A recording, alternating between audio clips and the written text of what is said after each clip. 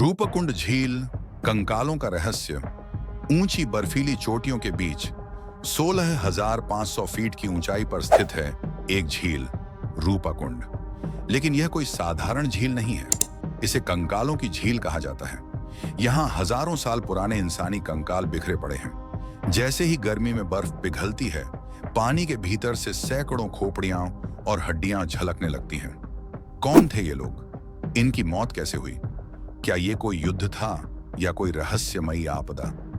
लेकिन इस रहस्यमयी यात्रा पर आगे बढ़ने से पहले हमारे चैनल को सब्सक्राइब करें, क्योंकि आपकी एक छोटी सी सपोर्ट हमें और भी गहरी रहस्यमयी कहानियां लाने की ताकत देती है। ये सिर्फ एक वीडियो नहीं, बल्कि एक सफर है, और इस सफर में आपका साथ बेहद जरूरी है। आज तक कोई भी इन सवालों का सही जवाब नहीं दे पाया। इस झील की खोज 1942 में हुई थी, जब एक ब्रिटिश वन अधिकारी यहां से गुजर रहा था।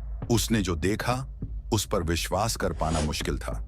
चारों तरफ इंसानी हड्डियां और खोपड़ियां। पहले तो ब्रिटिश सरकार को लगा कि ये कंकाल जापानी सैनिकों के हो सकते हैं, जो द्वितीय विश्व युद्ध के दौरान यहां मारे गए होंगे। तुरंत ही एक टीम भेजी गई, लेकिन जब जांच हुई तो सामने आया कि ये कंकाल कई 100 साल पुराने हैं। फिर ये सवाल उठा, इतने लोगों की मौत यहां कैसे हुई? स्थानीय लोगों का मानना है कि यह कोई साधारण घटना नहीं थी। गांव के बुजुर्गों की माने तो सदियों पहले एक राजा अपनी रानी और सेवकों के साथ कैलाश मानसरोवर की यात्रा पर निकला था। उन्होंने रास्ते में इस झील के पास डेरा डाला, लेकिन इस पवित्र भूमि का सम्मान नहीं किया और नाच गाने में मस्त हो गए। देवताओं को यह अपमान सहन नहीं हुआ और उन्होंने आसमान से पत्थरों की बारिश कर दी, जिससे पूरी यात्रा दल की मौत हो गई। लेकिन क्या यह सच था या फिर सिर्फ एक लोक कथा? वैज्ञानिकों ने जब इन कंकालों की जांच की तो उन्हें कुछ चौंकाने वाले तथ्य मिले। इन कंकालों की कार्बन डेटिंग से पता चला कि ये 850 ईस्वी के आसपास के हैं। मौत का कारण? उनके सिर की हड्डियों पर गहरे गोल निशान थे। ये चोटें किसी हथियार से नहीं लगी थीं, बल्कि ऊपर से किसी भारी गोल चीज के गिरने से आई थी। क्या सच में यहां अचानक ओले गिरे थे, जो इतने विशाल थे कि लोगों की मौत हो गई? लेकिन रहस्य यहीं खत्म नहीं होता। इन कंकालों का डीएनए परीक्षण किया गया और इसमें 3 अलग-अलग समूहों के लोगों की मौजूदगी पाई गई। एक समूह स्थानीय लोगों का था, जबकि दूसरा दक्षिण भारत के यात्रियों का। तीसरा समूह, ये किसी भी जात भारतीय नस्ल से मेल नहीं खाता था। ये लोग कौन थे?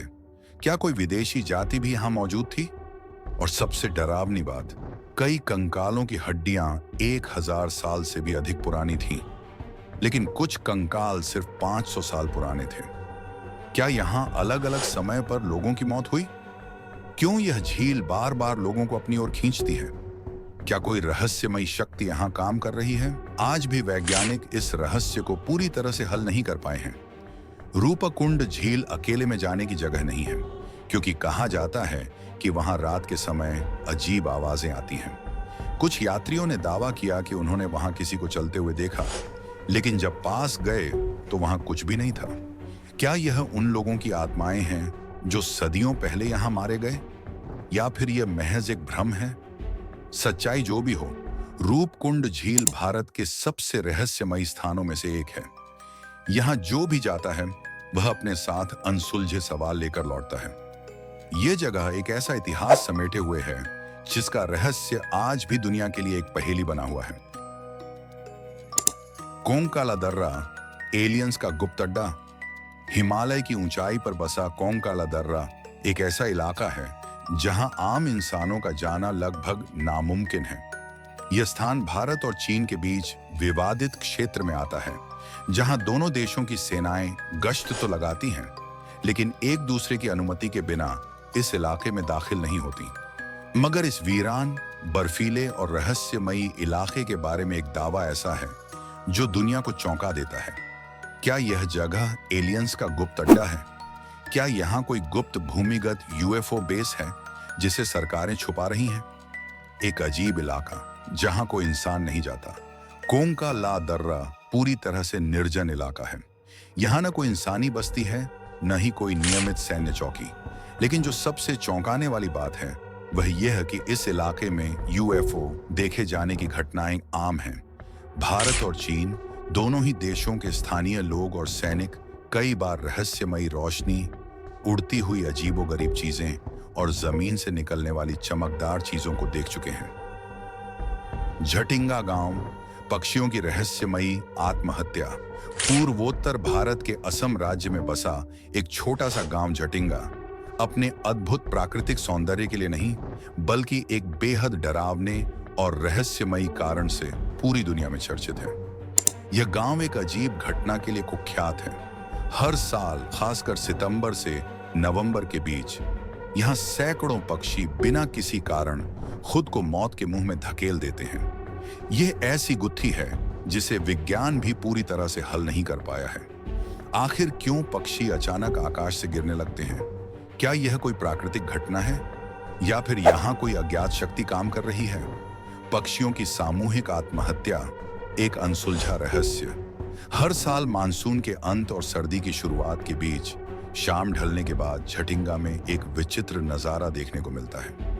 विभिन्न प्रजातियों के पक्षी अचानक अपना नियंत्रण खो देते हैं और बेतहाशा तेजी से उड़ते हुए पेड़ों, इमारतों और जमीन से टकरा जाते हैं। कुछ पक्षी तो मौके पर ही मर जाते हैं, जबकि कुछ जख्मी होकर घंटों तक छटपटाते रहते हैं।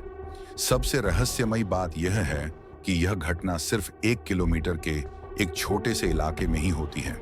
इसके अलावा पक्षी सिर्फ अंधेरी रातों में, खासकर घने कोहरे और हल्की बारिश के दौरान ही ऐसा व्यवहार दिखाते हैं।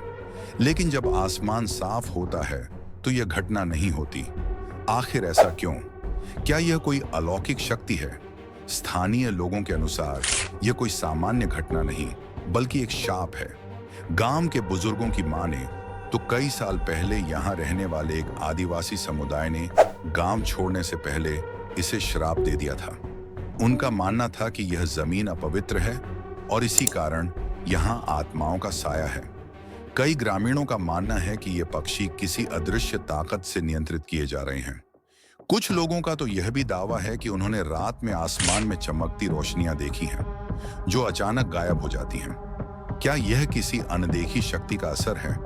क्या पक्षी किसी अदृश्य ताकत के कारण अपनी जान दे रहे हैं? विज्ञान की कोशिश, लेकिन जवाब अधूरे। वैज्ञानिकों ने इस रहस्य को समझने की बहुत कोशिश की, लेकिन अब तक कोई ठोस निष्कर्ष नहीं निकला। कुछ को ये वीडियो पसंद आई तो इसे लाइक और शेयर करें, और ऐसी ही रोचक कहानियों के लिए हमारे चैनल स्पाई डेज को सब्सक्राइब करना ना भूलें। मिलते हैं अगली वीडियो में।